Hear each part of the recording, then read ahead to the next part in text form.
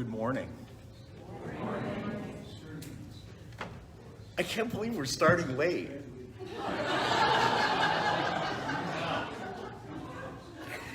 You know, I can honestly say, we've never started late when I've been leading service. This is the first time. Okay, maybe like 10:31 a couple of times, but this is the latest ever. How appropriate is that? Good morning.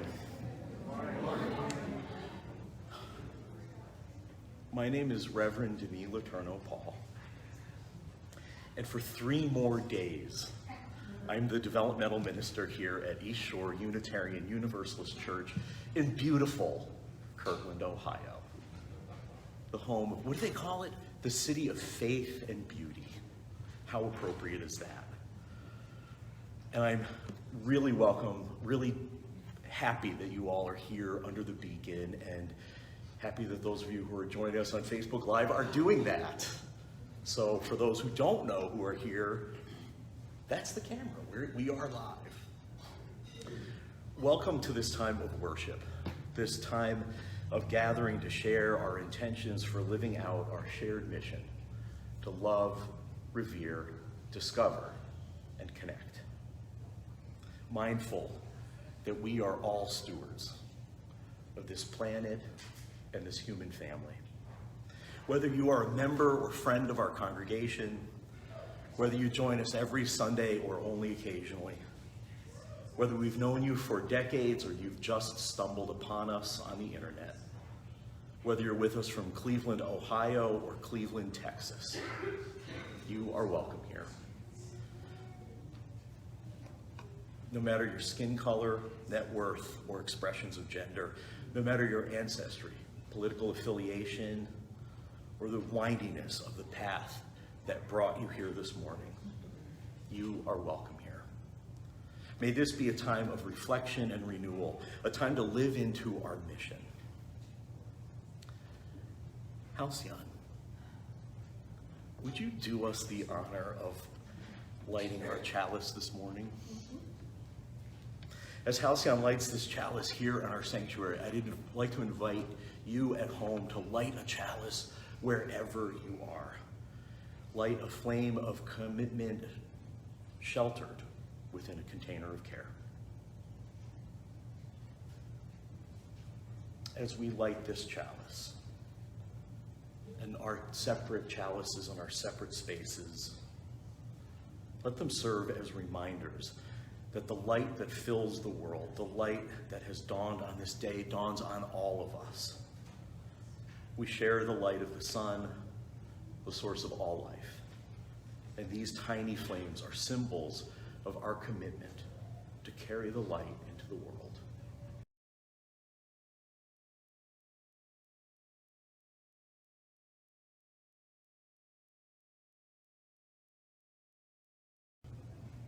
Okay, I'm not gonna cry. That's been my mantra this morning. I can't believe today is my last Sunday with you. My last Sunday having the honor and privilege of leading worship here, where so many of my beloved colleagues have preached and served. My last time getting to see your faces and the choir in their beautiful beacon blue t-shirts. My last time getting to hear you all sing together. My last time getting to hear the joy in children's voices as we gather. My last chance to laugh with you all on a Sunday morning. And my last Sunday, hoping against hope that you'll hear what I think I'm saying. So let's make the most of it. Let's make the most of this time of worship.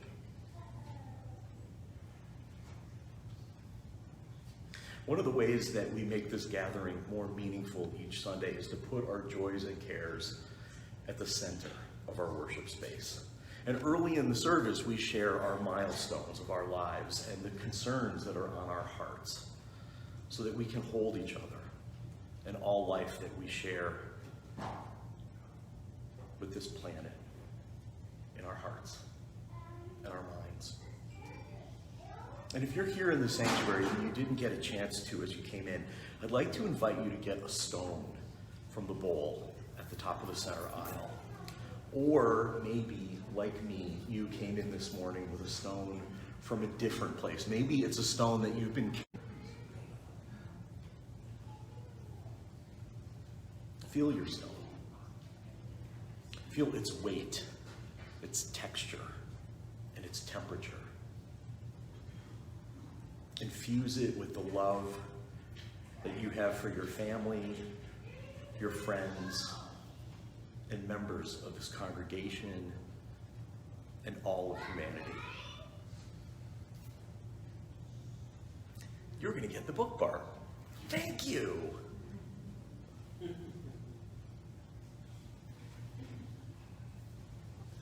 So I know we're all a little out of practice with this, but I want to remind you that this book of Joys and Cares lives on the little podium right outside of the entrance to the sanctuary.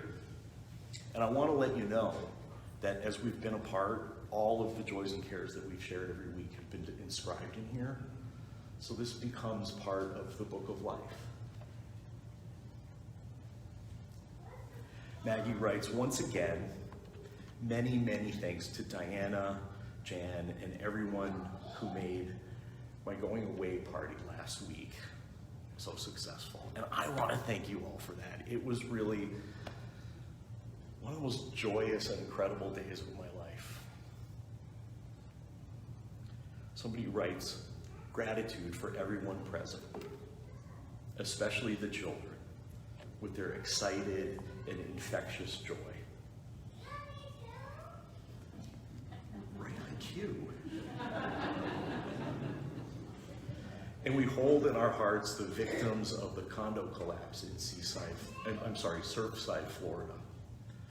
The 5 confirmed dead and the more than 150 still unaccounted for. And the rescue crews working around the clock. May all, including residents of the neighboring buildings, be safe. For these and all the joys and cares that remain unspoken, let's take some time to meditate together. Wherever you are, whether you're at home or here under the beacon, just feel yourself present. Feel the spot that is connecting you. Feel the surface that is supporting you. Is it your feet on the ground, or your sit bone on a chair, or your back on a sofa? Whatever it is, feel it. Really feel the connection, feel the support to your body. And breathe. Take a soft, deep breath in and let your exhalation be twice as long as your inhalation. This actually stimulates the relaxation response in your body.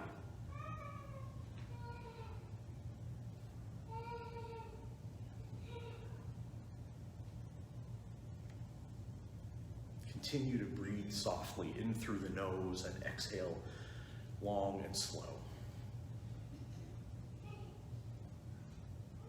Each time you exhale, feel your mind emptying and your body relaxing.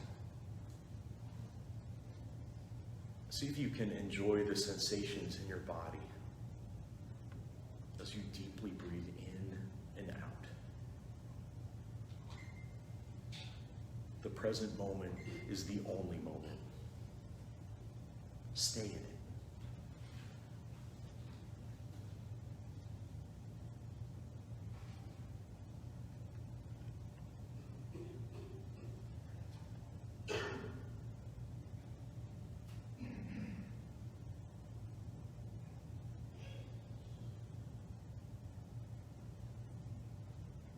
And when you're ready, release control of the breath and notice how you feel. And when you feel complete, if your eyes are closed, go ahead and open them.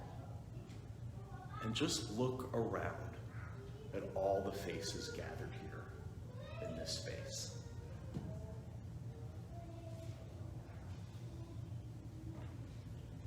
So now I offer this simple traditional Buddhist blessing for health and wellness.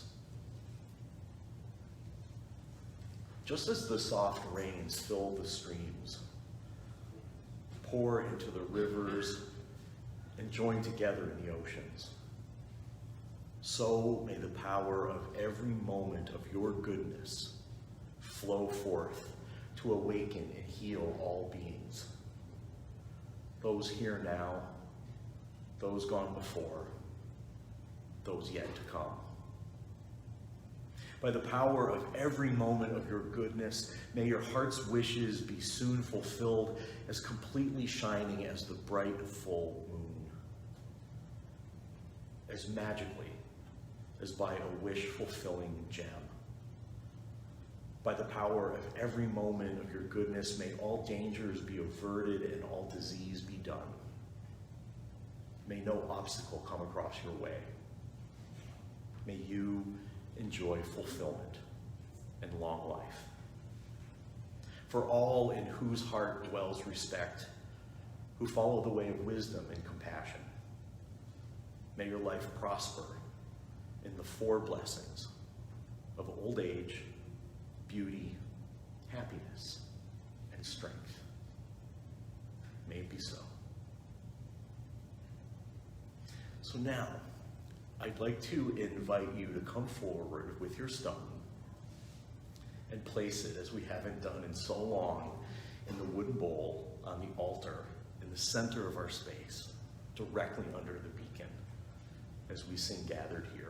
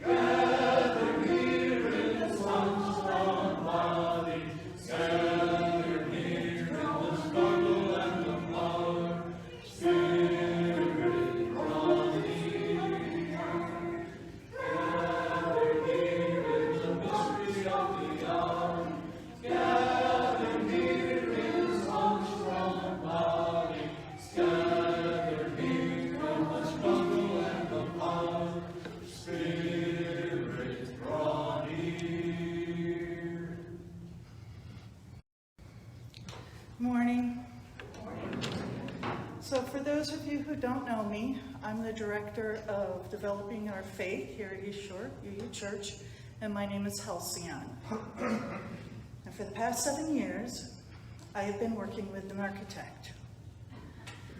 And the one thing, I'm going to use these metaphors a lot, and the one thing I always try to not admit, because then people always come up and ask me to do stuff, is I'm an artist.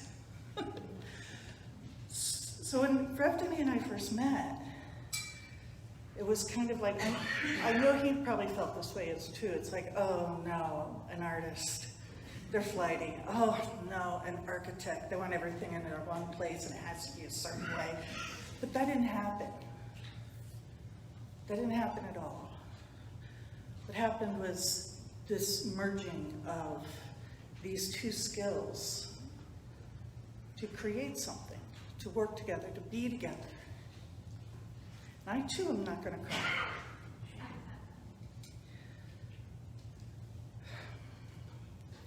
So I learned, and I grew in ways I never even thought I would grow. I got this job from Reverend. I had never even come to a church. This is the first church I ever walked into willingly in my entire life. And you're asking me to teach your kids, you know? I learned from Reverend Art, I learned from Reverend Judy, but with Reverend Denis, I started to understand, because he got me to see the whole space. And as an artist, particularly my kind of artist, I look at the fine details. I love Art Nouveau, where you draw every single leaf, right? And he's like, no, there's a whole space here. The chairs, the lighting, the beacon, and I had never stepped back and looked that far back. But I don't think he ever got that close to draw every single leaf either. And so we learned and we started doing these things together, and I think it worked really well in my opinion. At least I had fun, right? And then I'm going to take that architectural reference to something else. Because when Red came here, our foundation was crumbling, our windows were dirty, our walls needed new paint, right? We were struggling. We were not sure who we were. And I'm not talking about this building. I'm talking about our spiritual selves and our community. And he came in and he fixed the foundation. And I think he painted the walls, and I think he didn't clean the windows. He knocked the windows out and put even bigger windows in so that more sunshine could come in and more light could come in and be a part of our lives. And he taught me how to do that. Taught me how to look at things differently. I am a blunt and honest person. Y'all know that. He's taught me to be even more Southern in my blunt and honest, to be nice about it. Right? And here I came in with, he started creating this space and the walls and the foundation, and we have bigger windows. Let's put art on the wall. Right? He was so nervous the first time we made these panels, because he had done this once before at another church, and everybody struggled. They butted heads with each other, but as artists can do. And it didn't happen. It just flowed. And every single time we changed these panels to something new, it just flowed. Nobody argued. It was just like, oh, let's try this. Yes, cool, boom, bah. And I think that's also what he's gotten our congregation to start to do. Not butt heads, but just go with the flow and make something beautiful. So now we have this building in our souls, and it's going to be up to us to maintain it, keep the windows clean, and now the windows are bigger, so we got to keep them cleaner, and start decorating. Start, you know, the flowers, the artwork on the walls, the little, when we meditate and we teach kids to meditate, one of the first meditations we teach is to find your safe place. For me, that's where our souls are, and we decorate that safe place to fit our souls. And I think Rev Denis has helped us build that building, and I hope I helped you decorate and I'll help you create. I couldn't write anything. I tried to write this and I couldn't, so I just took notes. The last thing I want to tell you, so I insisted before Reverend Denis moves away that we go to the art museum together. Architect and artist, why wouldn't we go and do this adventure? We both started giggling at each other because he would walk in a room and he'd go, look at the space. Look how the walls, the lighting comes in and reflects. And look how the statues, it was the Hindu room, right? The statues are laid out and the flow of everything. And I'm like, yeah, that's really nice. And I'm walking up, because I do this, Florida will tell you I do this. Do everything. I step back and look at the piece, and then I walk up and I look at it like this, because I'm looking at every little detail. And it cracked him up. He said he'd never seen anybody do that in our museum before. And that's what we need to do. We need to look at the whole space, and we need to look at the details. So that's my experience for the 7 years of being with Rev Denis. One of my absolute favorite things in that being with you that we accomplished was making this congregation more multi-generational in every aspect, in every way. We had a young adult convention here once, and Rev Denis came and visited them, and it blew the young adults' minds. They said, a reverend has never showed up at con before to him. But it was because he's multi-generational. He came to all the youth events. He came to Cookies with Santa and made cookies. You know, it's all of us together. And I think he really helped build that foundation, and I'm really happy about that. I'm gonna stop now, because I feel like I'm rambling. I love you.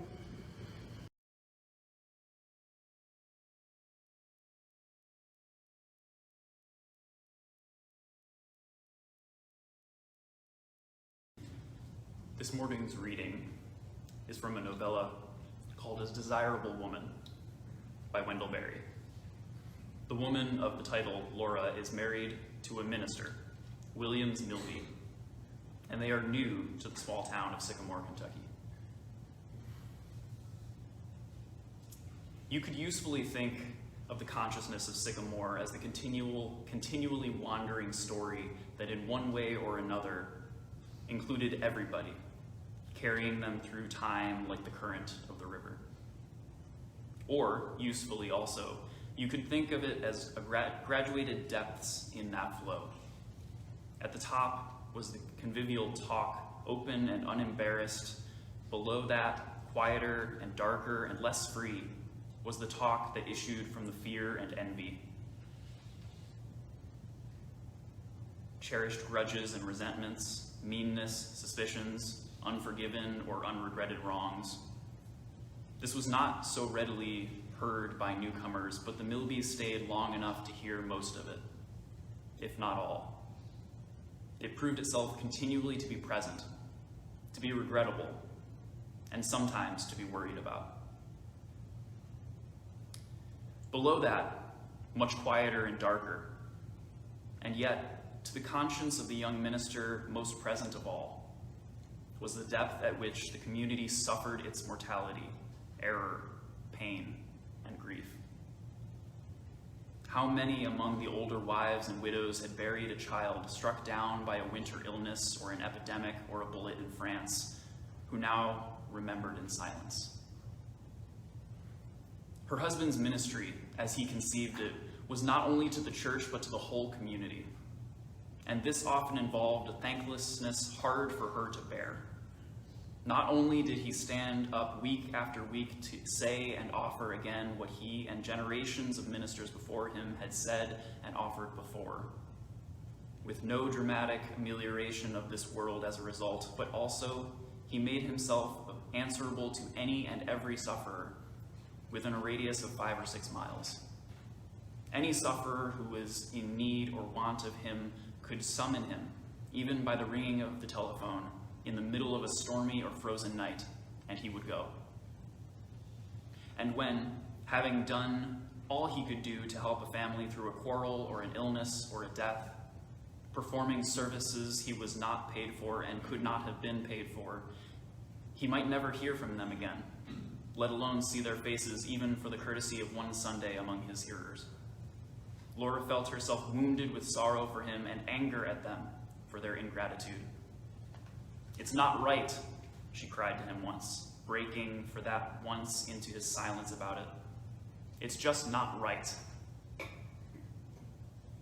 "No, it's not right," he said quietly, and he gave her his smile with which he sought to quiet her. "But it's all right."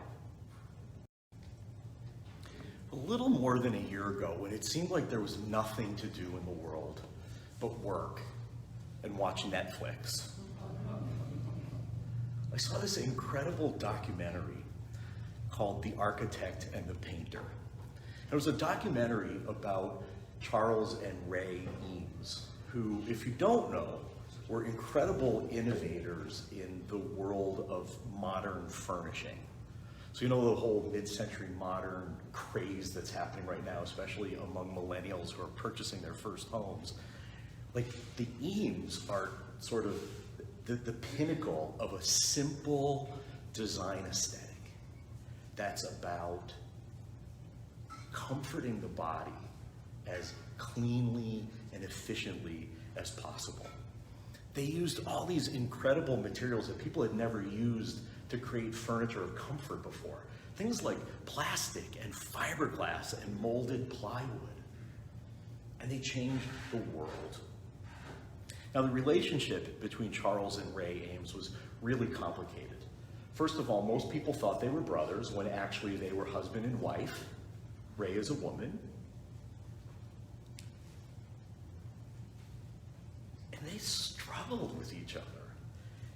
You know, he was an architect, right? He was all about spatial relationships. He was about form and the big picture. He was all about being pragmatic, about efficiency. And she was a painter. She was a two-dimensional artist. She was all about color and materials and compositions. The thing they had in common, though, was that they both were really concerned with light and form, and they were really accustomed to trying things over and over and over again until you got it just right. And that could drive them crazy because they were constantly trying. It could get hard to settle in on something, but when something was right, they knew it. You know, he was kind of circumspect. She had this incredible, boundless energy and was all about relationships. So Ray and Charles Eames, as I watched this documentary, reminded me a lot of my relationship with my work wife. You know, I'm the architect. I'm like Charles. I'm all about the spatial relationships and looking at the big picture. And Halcyon has this incredible, boundless energy for creating deeper relationships and really looking at the details. And the thing about us, like Ray and Charles Eames, is that putting us together, we become much more than the sum of our parts. Being together, we're each better than we could be alone. And that's a pretty incredible person to get to work with. I have to tell you, it wasn't always easy. She has a different memory of this, but on my very first day, which happened to be a Tuesday, she walked in to my office. See, she's shaking her head no, but I'm telling you, this happened. She walked into my office and closed the door and said, I read on your website all the things you've done in other churches, and I want to let you know that's not going to happen here. These are my kids. I love them. Sunday is my time with them. You're not going to change that. And I was like, okay. They're my kids. And the thing that I didn't know before I met her that first day is that she's an artist, right? So we have really similar training. We both went to art school and got these degrees. And the thing about art school, for those who have never had the pleasure of experiencing it, is that you get critiqued. You get critiqued for everything. Like everything you create, you put up on the wall and it gets picked apart. And then you go back to the drawing board or to the easel or to the sculpture room or whatever, and you redo it. And you let go of the thing that wasn't quite working and you watch it evolve into something else. You know, even for sculptors before they sit down and start sculpting something, they make a maquette. They make a small version of it. And then they make another one and another one and another one until it's just right. And then they make the big one.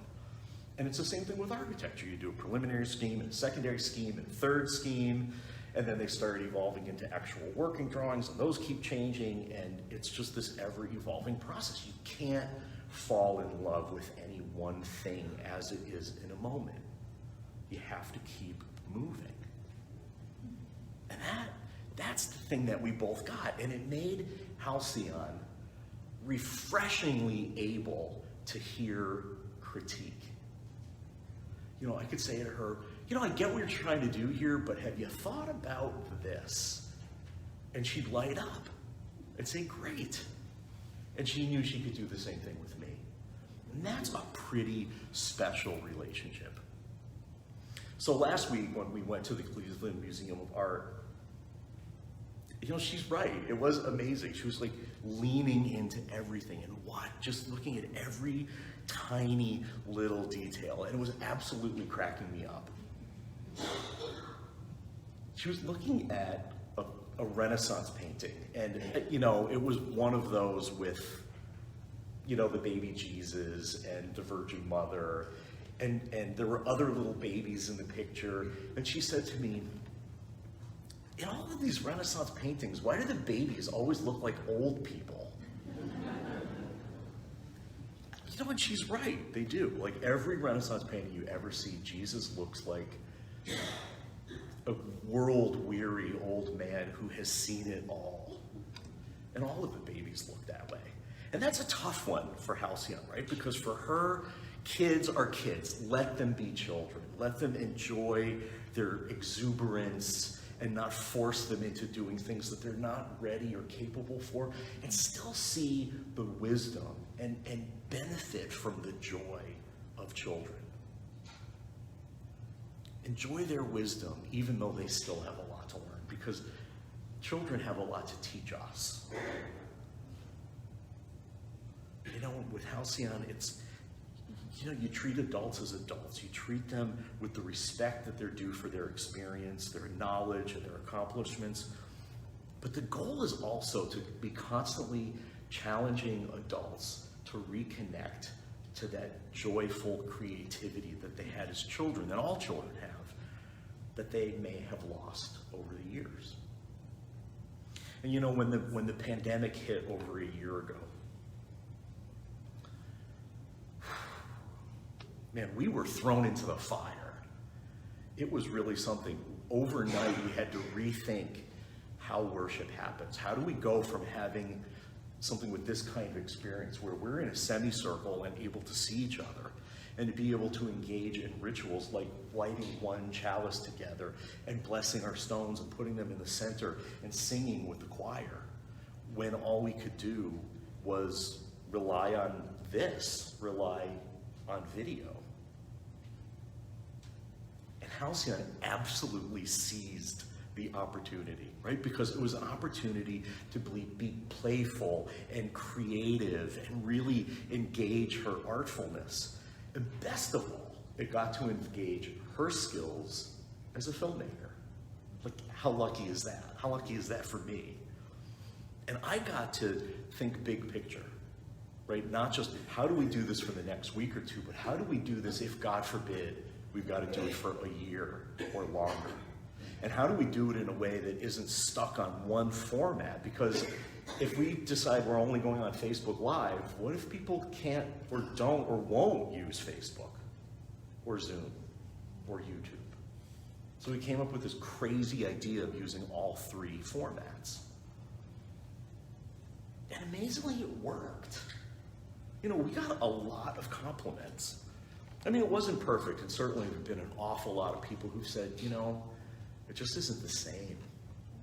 I go to church for the touch, for the hugs, for the energy of the people sitting next to me. And when we're back in the sanctuary, I'll be back, and I appreciate what you all are doing, but it just doesn't work for me. And I got that.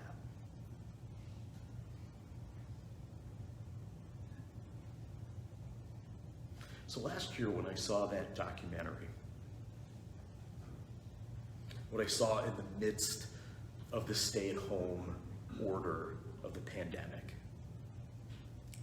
is that Halcyon and I really are an awful lot like Ray and Charles Eames. Together, we're worth much more than the sum of our parts. And as we made those movies and tried to make them as creative as we could and as innovative as we could each week, we had to communicate more than ever, which was a lot. Because I got to tell you, that first week, that first year here, she talked my ear off. But we also got to practice much more patience and forgiveness than we ever had to before. We needed each other more than ever before, and we didn't resent that. We relished it.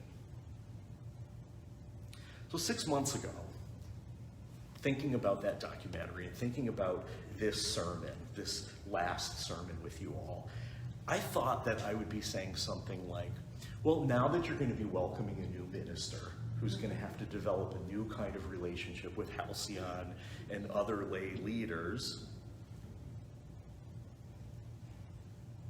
I was going to say, nurture that relationship. Let them find their own groove the way we found our own groove, and to let it take the amount of time that it's going to take, and be patient with that. Especially as you all find your groove with your new minister. But the reality is that there won't be a new minister. There's nobody coming to replace me. And what it looks like you're going to have is a whole bunch of ministers in the Northeast Ohio area who are willing to come and help you in any capacity that they can. So far there are 3 Unitarian Universalist chaplains at the Veterans Administration Hospital that are going to come and preach regularly for you. They each agreed to preach once a month on a rotating schedule. There's talk about one of them serving as a mentor and supervisor for Halcyon. Other ministers who are serving congregations in the area have said they'll come and help in any way that they can. You're going to have an abundance of riches in my absence. So instead of having to say, oh God, another week on Reverend Denis preaching, you're going to have a whole bunch of people. And so what I want to ask you to do is, without having one person here to fill the role that I've been filling for 7 years, is to not assume that Halcyon will do everything that I'm not here to do. The thing is that she doesn't have formal training as a minister. She didn't do, 4 years of seminary and 2 full-time internships and chaplaincy and all the stuff that I've gone through. She's learned a lot, but she hasn't learned that much.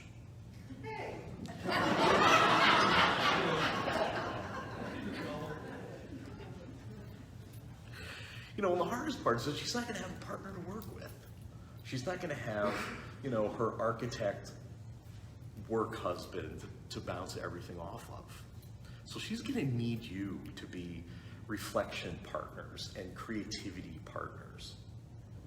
So as you're accompanying her in that way, I really want to encourage you to avail yourself as much as you can of the expertise of the ministers who want to be here and want to be helpful.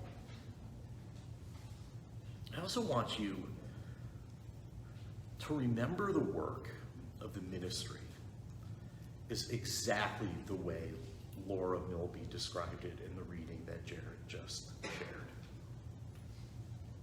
And I think most of you probably don't realize how much I do outside of East Shore that in a way is representing you, right? Like if I go to, an interfaith lunch here in Kirtland to meet with civic leaders and other ministers and share what's going on here, I'm representing you.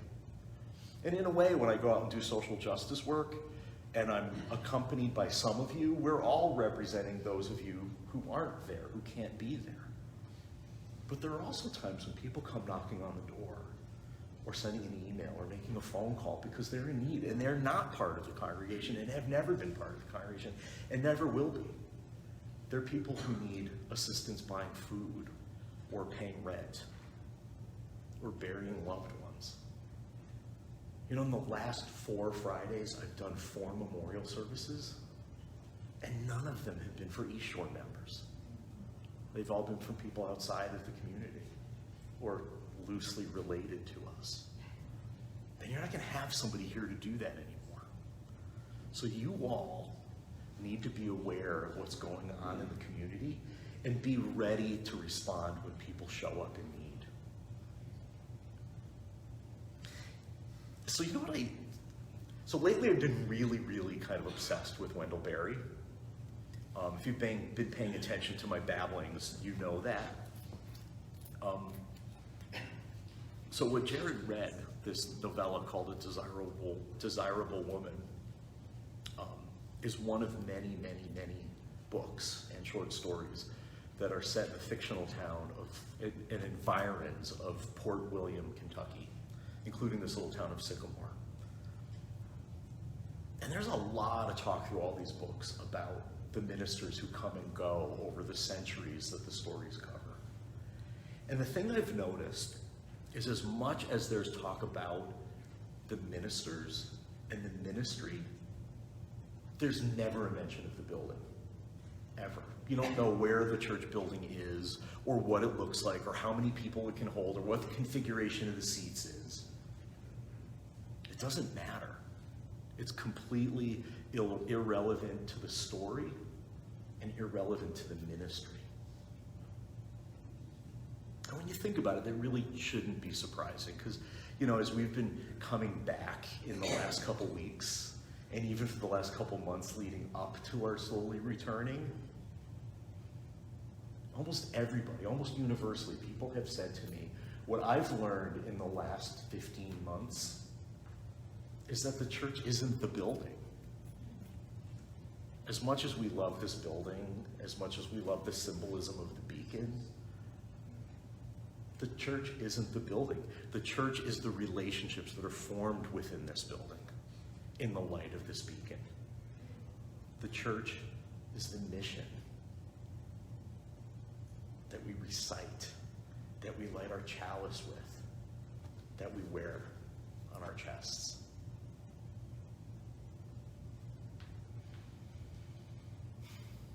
So also in the last few weeks, if people have been saying this to me, as we've been returning to real life here in the building, so many have said to me, you know, we are now, it's clear, in a position where we have to make a decision between our facilities and our ministry. As if the two can't coexist because funds are so limited or other resources are so limited. But the thing I want to tell you is that that's not true. It's not that black and white. The two really can coexist. And this is your chance, a time without a minister, to really rethink what ministry looks like and rethink what the building does for you, how the building functions to serve the mission of the congregation. So I just want to share with you some of the stories that have been, or ideas that have been batted around. And they're not my ideas. I just might be articulating them in a way that maybe they weren't articulated before. So the first one is that you could just sell the building. Now, I'm not sure what happens after you sell the building. You know, maybe it means buying a smaller facility somewhere closer to a freeway that's a little more accessible. Maybe it means teaming up with another congregation. I don't know, but you could sell the building.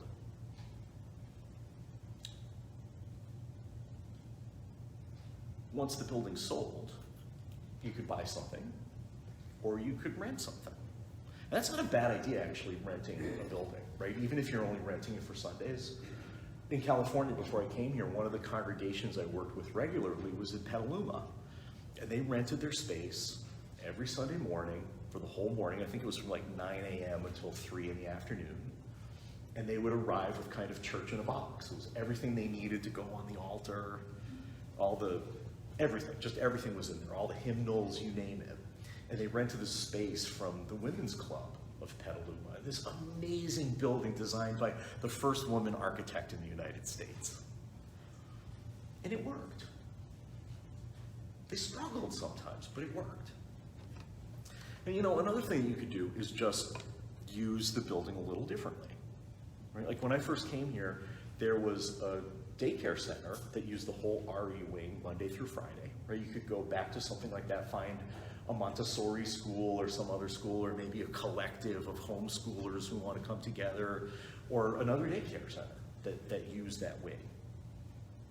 You know, another way you could rent the space is now that people, you know, employees and employers have learned that people really can work outside of the office and be efficient. There are people who don't want to commute into Cleveland or Erie or Pittsburgh or wherever they may be going, and they just want to stay nearby, but they just can't work at home, right?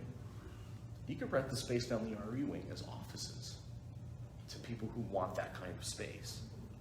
You know, you could rent the house next door, fix it up a little bit. Selling it doesn't seem to be an option. Now, another thing you could do is team up with a synagogue or a mosque, or maybe both, right? If you're to team up with a mosque and a synagogue, you know, the mosque would use the space on Friday, the synagogue would use the space on Saturday, and you all could use the space on Sunday. How amazing could that be? To have this immediate relationship with two other congregations of people who have similar kinds of liberal theologies, but with a different framework for understanding the divine. A lot of power could come from that. And what about Old South up the street, right? I mean, it's a United Church of Christ. It's a congregational church, which historically is so closely related to Unitarian Universalism. It's ridiculous. If there's one thing we've learned in having our adult religious education, interfaith religious education classes with them and with the Community of Christ and other congregations, is that y'all have a lot in common with Old South. Their facilities aren't working for them. Today, their minister, Ian Lynch, who arrived the same day I arrived 7 years ago, is preaching his last sermon. We came at the same time, we're leaving at the same time. You guys are walking a parallel path with them. What would it be like to share space with them? What would it be like to share a minister with them? It's been done. You know, one of the options that I have in Massachusetts is working with a federated congregation that's both Unitarian Universalist and United Church of Christ. It can happen. So another thing that came up recently, and this kind of shocked me, was there's still more land back there and a heck of a lot of parking. And buildings like this are really sought after by different kinds of organizations, especially nonprofit organizations.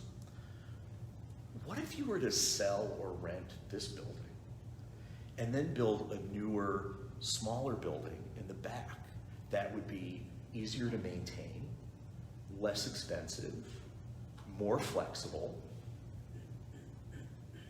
I mean, one of the things that would be great about it is that if it was an organization using this space Monday through Friday, 9 to 5, and you know how churches go, right? It's weeknights and weekends.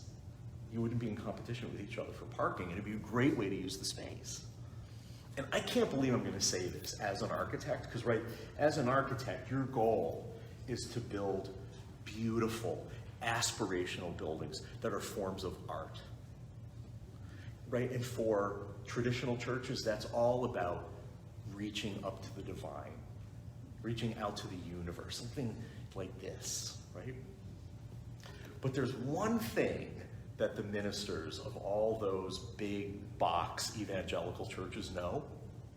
Because, you know, the thing you got to know about them is they're CEOs, well-paid CEOs of really for-profit organizations. So they're about maximizing profit.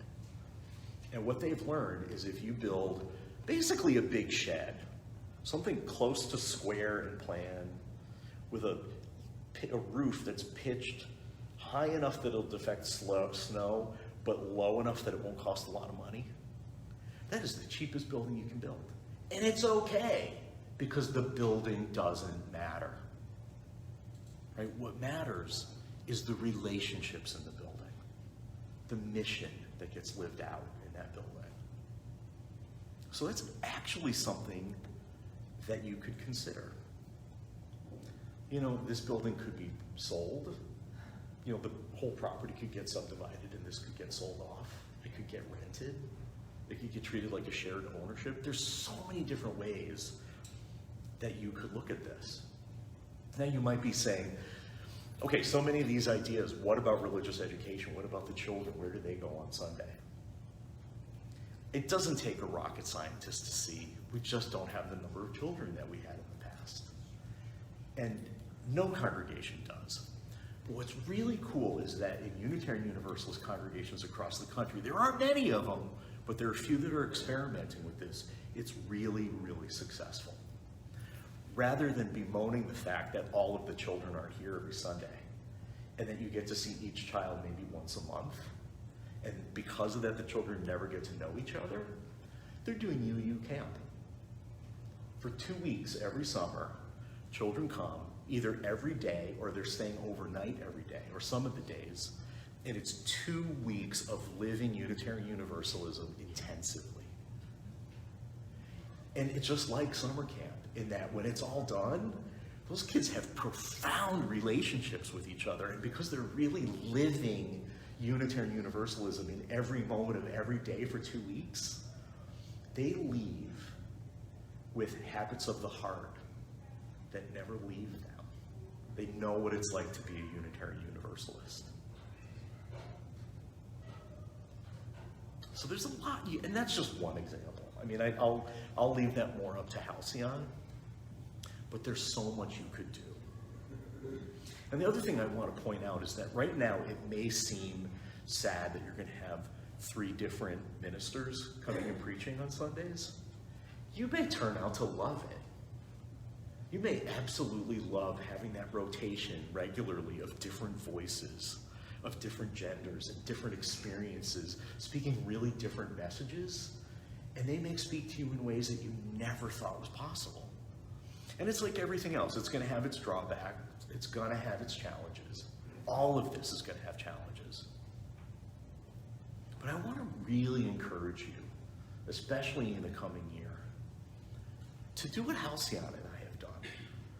Like, really work together. Like, everything that you have to face, list all the options, explore everything. Try a first scheme, a second scheme, a third scheme. Do a little maquette of it. Dream, visualize, critique, evaluate appreciatively. Like, what's working here? And when something doesn't work, don't take it too personally. Don't hold on too tightly. Be like the artist who can let it go and move on to the next thing. You know, one of the things I say all the time about church life is that if a program is working for many years and then suddenly it's not working, it doesn't mean it was a failure in the past. It just means it's not working anymore and it's time to try something new. Appreciate what it was and let it go. So my hope for you as you do this work is that you'll be able to address a larger issue. And I really hate to say this, because I really do love you all. But this congregation is a reflection of the United States as a whole. There's a kind of stuckness where there's a tension between people who have very different ways of approaching the world and a big need to hold on to things exactly the way they were on one side, and a need to create a radically different world that's more inclusive and more sustainable on the other side. And that's a big tension to hold on to. And in this congregation, there is a huge variety of needs, a huge variety of expectations for what church should be. My hope is that as you explore the options, you can figure out how to let East Shore be many things to many different people simultaneously. You know, because the congregation can be a liberal religious institution with a strong history, with a bricks and mortar building, with investments and solidity and endowments, right? It can be a thing that is meant to last for generations.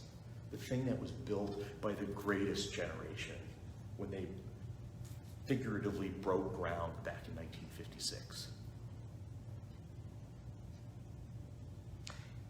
It can be an institution that will take care of you. You know, the thing about an institution that you want to take care of you, you got to be very careful that it never changes, because it might change in a way that won't take care of you anymore. And the thing is, it can take care of you and still change. Because there are some things that can be perfectly stable and perfectly unchanging, even in something that's evolving constantly. This can be a very informal place where you as an individual are affirmed in your wholeness with very little expectations put upon you. And it can be a place that requires of you spiritual depth and connection to something greater than yourself. And it can do those two things simultaneously. And even while this place was built to be something that will last generations, there's a whole generation of people coming up behind me, a generation that isn't widely represented in this room today, that is killing themselves to create a world that we're not going to recognize. A world, this is a generation that wants to build something new, right? Like I said, something new, something radically different, something diverse and inclusive, and they want it to last generations to come. And all of these things can coexist. That's the thing about it. Some of these things seem like they're in conflict with each other. I mean, how can you build something completely new and respect the past? How can you do your own thing and commit to something greater than yourself? It can be done. It means being selective about what you hold on to and knowing that you can't hold on to everything. And it means being selective about knowing what you build and create, and that you can't create everything. Nothing is going to be all things to all people all of the time. So as you figure out together how to move forward, you really can be all of those things. You can be rooted in history. You can be absolutely unchanging in your core identity. You can affirm individuals and their incredible uniqueness and demand that they be connected to something larger than themselves. And you can do it all while preparing for a future you may not even recognize when you get there. You can do it. It's going to require being an awful lot like Charles and Ray Eames. It's going to require patience and forgiveness of each other. It's going to require making a practice of being open to new ideas. It's going to mean not taking things personally. It's going to mean finding your groove with each other rather than putting all of your energy into a new relationship with a new minister. So this is an amazing opportunity now for you all to do more and to be more. Not just for yourselves, but for the wider community, the people who are out there who need a place on their dark night of the soul, who may only come once or who may never come, but need to know that you're here. You really have that kind of power.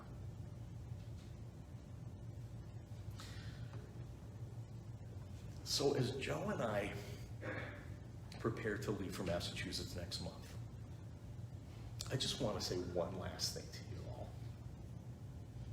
We have had a lot of challenges over the last 7 years. We've experienced a lot of deaths. We've lived through this pandemic, which knocked the wind out of everybody. But we've also had births and child dedications and new families coming. And we've created art together. We've made music together. We've engaged in projects we never thought we could do. We've done social justice work together. We have done so much. And yeah, sometimes there have been challenges. Sometimes we haven't all been at our best selves. We've done an amazing, incredible amount of work together. And I leave here absolutely happy. I have no regrets. I'm completely satisfied. I know that I did all that I could do, as imperfectly as I did it. And I know that I've taught everything I have to teach. So the rest is up to you. The future is up to you. So just be open to it. You know, if there's one thing I hope I'm leaving behind, is a creative energy and openness to what is to come. May it be so.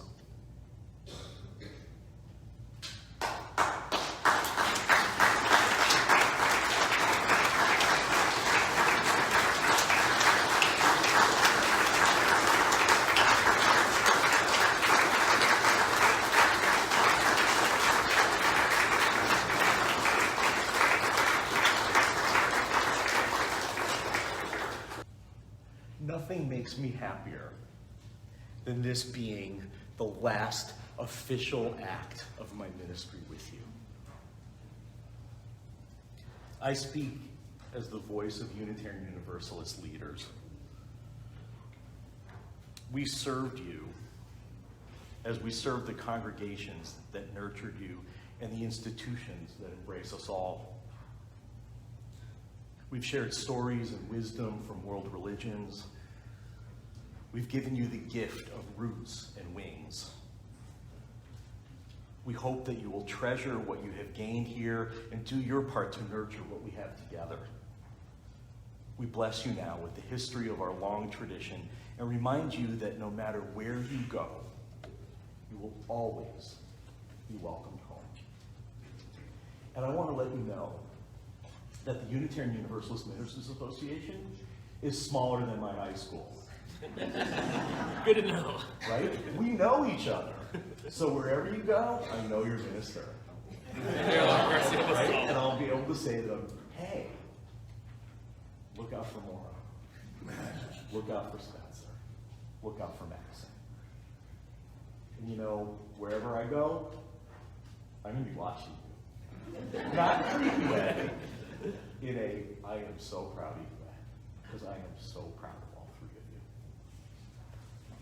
you.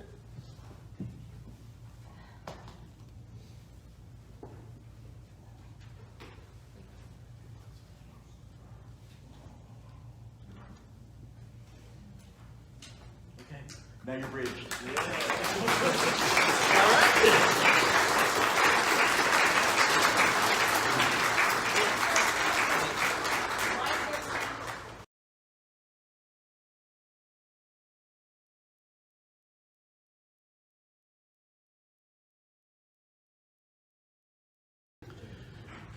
We join hands in Unitarian Universalist fellowship, pledging ourselves to an individual religious freedom which transcends all creeds, not to think alike, but to journey together. Play ball!